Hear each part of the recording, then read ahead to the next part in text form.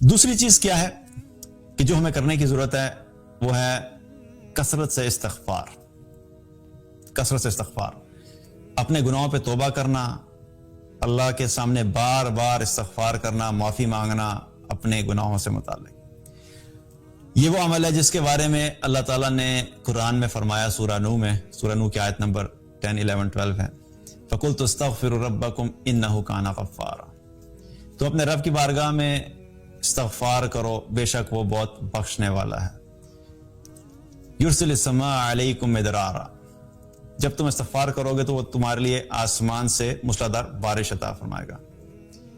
وَيُمْدِدْكُمْ بِأَمْوَالٍ، تمہاری مدد کرے گا مال کے ذریعے سے، وَبَنِينَ، اور اولاد، وَيَجْعَلْ لَكُمْ جَنَّاتٍ وَيَجْعَلْ لَكُمْ أَنْهَارًا، اور وہ تمہارے لیے باغات، تمہارے لیے کھیتیاں تمہیں عطا کرے گا، اور ان کے لیے تمہیں نہریں عطا کرے گا.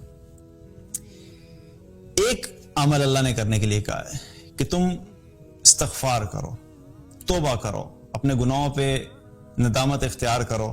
تو اللہ کی طرف سے 6 چیزوں کا وعدہ ہے. پہلی چیز، تم استغفار کرو گے اللہ تمہارے گناہوں کو معاف کر دے گا. انہ کان غفارا، وہ تمہارے گناہوں کو معاف کر دے گا. دوسری چیز، وہ تمہیں موسلادھار بارش عطا فرمائے گا. اور یہ جو بارش جو ہے، بہت سے ابھی لوگ جو کراچی سے جوائن ان ہو رہے ہوں گے وہ تھوڑا سا ایک دم سے گھبرا گئے ہوں گے، دوبارہ بارش کی بات کی جا رہی ہے. یہ والی بارش نہیں کہ جو زحمت والی ہے. اگر ہم تقوی اختیار کریں گے تو اللہ سبحانہ تعالیٰ ہمیں اپنی رحمت والی بارش عطا فرمائے گا. وہ بارش اس وقت ہوگی کہ جب ہماری ضرورت ہے، وہ بارش اتنی ہوگی جتنی ہماری ضرورت ہے.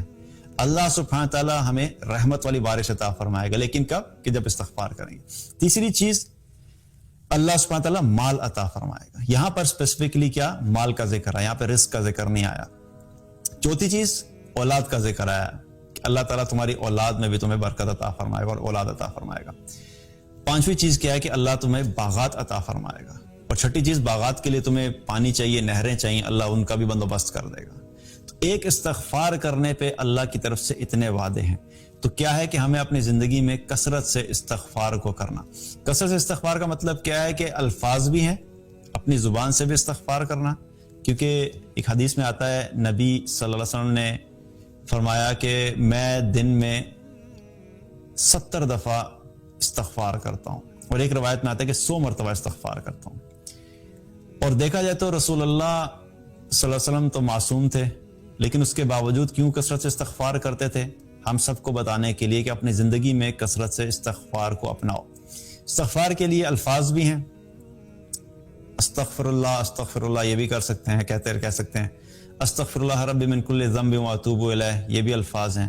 پھر سید الاستغفار بھی ہے، اس کو بھی آپ دیکھ سکتے ہیں. مقصد کیا ہے کہ بار بار اپنے گناہوں کے بارے میں یاد کرنا اور اللہ کے سامنے کثرت سے استغفار کرنا، الفاظ کے ذریعے بھی، اور اس کے ساتھ ساتھ توبہ بھی کرنا. تو کہ مطلب کہ ایسا نہیں ہے کہ انسان جو ہے، ایک انسان کو شراب پینے کی عادت ہے اور جب شراب سامنے آئی تو استغفار کر رہا اور شراب بھی چل رہی ہے. کسی شخص کو حرام دیکھنے کی عادت ہے اور وہ دیکھ بھی رہا اور ساتھ ساتھ استغفار بھی چل رہی ہے. تو یہ مذاق ہے، یہ کوئی استغفار نہیں ہے، یہ توبہ نہیں ہے، مذاق ہے. تو کیا ہے کہ استغفار کا مطلب ہے کہ جو گناہ ہوا ہے دل میں اس کی ندامت بھی ہو، اور اس کے بارے میں اللہ سے بار بار جو ہے وہ توبہ کرنا اور بخشش طلب کرنا.